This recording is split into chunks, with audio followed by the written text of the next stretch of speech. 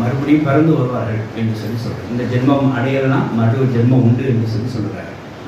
ஆனால் ஞானசம் பிரகாரம் எடுத்தவங்க அப்போஸ்தலர்கள் சொன்ன பிரகாரமாய் ஞானசம் எடுத்தவர்களுக்கு ஒரு ஞானசம் எடுத்தவர்களுக்கு மறுபடியும் ஒரு மட்டம் மறிப்பதும் ஒரு என்ன நியாயத்திற்கு தான் உண்டு தவிர மறுபடியும் அவங்களுக்கு என்ன கிடையாது, மறுபிறவி கிடையாது. ஆனால் அவர்களோ அந்த நம்பிக்கை கொண்டிருக்காரு.